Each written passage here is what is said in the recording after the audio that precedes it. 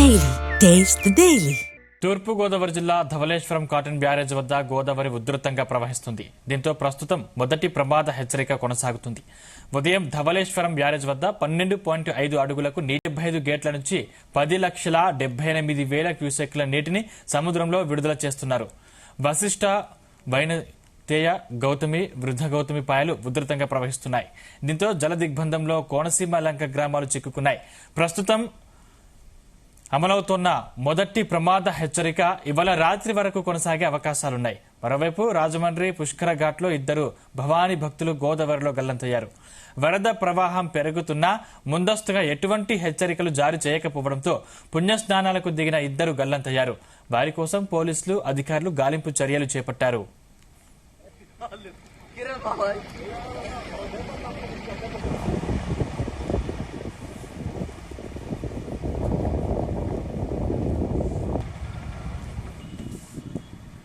Right, ఇదే అంశానికి సంబంధించిన మరింత సమాచారం మా ప్రతినిధి ప్రసాద్ అందిస్తారు. ప్రసాద్.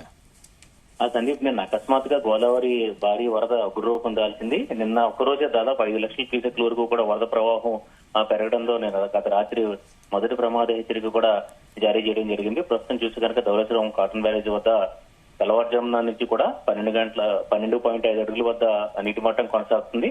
అదేవిధంగా 10,78,000 క్యూసెక్ల వరద ప్రవాహాన్ని దిగువ విడుదల చేస్తున్నారు. అయితే ఇప్పుడు ఈ సీజన్ లో 4వ ఇలా గోదావరి వరద రావడం, భారీ వరద రావడం, మొదటి ప్రమాద హెచ్చరిక వరకు వెళ్తున్న పరిస్థితి అయితే ఉంది. అయితే ఇప్పుడు చూస్తే కనుక ఇప్పుడు వచ్చిన వరదకు, గత 2 రోజుల నుంచి వస్తున్న వరదకు అధికారులు అయితే తీవ్ర నిర్లక్ష్యం ప్రదర్శించారని చెప్పవచ్చు. ఎందుకంటే వరదకు సంబంధించిన 2 రోజుల నుంచి కూడా ఎగువ ప్రాంతాల నుంచి వరద ప్రవాహం వస్తున్నప్పటికీ కూడా ఇరిగేషన్ శాఖ వరద ప్రమాద హెచ్చరికలు సరైన సమయంలో జారీ చేయకపోవడం, అదేవిధంగా ఇక్కడ ముఖ్యంగా రాజమండ్రి గోదావరి పుష్కర్ ఘాట్ వద్ద ఇటు మున్సిపల్ అధికారులు కానీ, రెవెన్యూ అధికారులు కానీ సరైన రక్షణ చర్యలు చేపట్టలేదు. దీంతో ముఖ్యంగా పుష్కర్ ఘాట్ అంటే ప్రస్తుతం దేవి నవరాత్రుల సమయం కావడంతో వేల మంది భవానీ మాలదారులు ప్రతిరోజు పుష్కర్ ఘాట్కి వచ్చి స్నానాలు ఆచరిస్తున్నారు. ఆ క్రమంలో గత రాత్రి నిన్న సాయంత్రం సమయంలో 2 భవానీ భక్తులు కూడా గల్లంతు కావడం జరిగింది. అక్కడ లోతు అంచనా వేయలేక గోదావరి ప్రవాహంలో ఏదైతే ఈ లోతు అంచనా వేయక వీరిద్దరు కూడా 2 భవానీ భక్తులు కూడా గల్లంతు కావడం జరిగింది. అక్కడ మున్సిపల్ శాఖ కావచ్చు, రెవెన్యూ శాఖ కావచ్చు సరైన రక్షణ చర్యలు చేపట్టలేదు. ఎందుకంటే గత 2-3 సార్లు వచ్చిన వరదలకి అక్కడ బ్యారికేడ్లు ఏర్పాటు చేసి, కర్రలతో ఫెన్సింగ్ ఏర్పాటు చేసి ఎవరు నది వద్దకు వెళ్లకుండా ఏర్పాట్లు చేసేవారు, జాగ్రత్తలు తీసుకునేవారు. అదేవిధంగా హెచ్చరిక బోర్డులు కూడా ఏర్పాటు చేసేవారు. అయితే ప్రస్తుతం గత 2 రోజుల నుంచి వస్తున్న వరదకైతే ఈ మున్సిపల్ అధికారులు కావచ్చు, రెవెన్యూ అధికారులు కావచ్చు తీవ్ర నిర్లక్ష్యం ప్రదర్శించారు. ఈ క్రమంలోనే 2 భవానీ భక్తులు గల్లంతైన పరిస్థితి ఉంది. వీరిద్దరూ కూడా 28 ఏళ్ల గుబ్బల బాలరాజు, గోకవరం మండలం పెంటపల్లికి చెందిన భవానీ, అదేవిధంగా రాజనగరం మండలం శ్రీరాంపురం చెందిన రాయుడు వీరబాబు. ఇతను హైదరాబాద్ లో ఉంటూ ఇక్కడ భవానీ మాల కోసం ఇక్కడికి రాజమండ్రి రావడం జరిగింది. కుటుంబ సభ్యులంతా కూడా వారి కోసం కన్నీరు ముందుకు. అదేవిధంగా గాలింపు చర్యలు కూడా కొనసాగుతున్న పరిస్థితి ఉంది. ఇది ఇక్కడ ముఖ్యంగా చూస్తే కనుక రాజమహేంద్రవరం నగరపాలక సంస్థ అధికారుల నిర్లక్ష్యం తీవ్రంగా కనిపిస్తుంది. ఎందుకంటే ప్రస్తుతం మున్సిపల్ కార్పొరేషన్ కి గత 4 రోజుల నుంచి కూడా కమిషనర్ అయితే లేరు.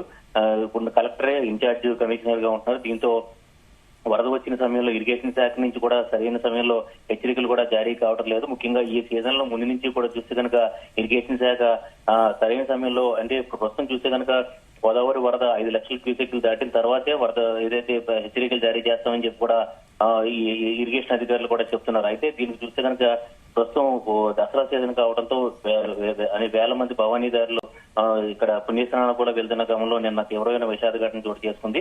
ప్రస్తుతం ఈ వరద కారణంగా చూస్తే కనుక ధవళేశ్వరం కాటన్ బ్యారేజీ నుంచి దిగువనున్న గోదావరి నదీ పాయలన్నీ కూడా ఉధృతంగా ప్రవహిస్తున్నాయి. మరోసారి కోనసీమ లంక గ్రామాలు కూడా జలదిగ్బంధంలో చిక్కుకున్న పరిస్థితి ఉంది. అదేవిధంగా ఎగువన విలీన మండలాల్లో చింతూరు, విఆర్పురం మధ్య రహదారులు మొత్తం పూర్తి జలదిగ్బంధమైన పరిస్థితి ఉంది. అయితే ఈసారి మాత్రం అధికారులు తీవ్ర నిర్లక్ష్యమే వహించారని చెప్పుకోవచ్చు. సరైన సమయంలో హెచ్చరికలు జారీ చేయలేదు.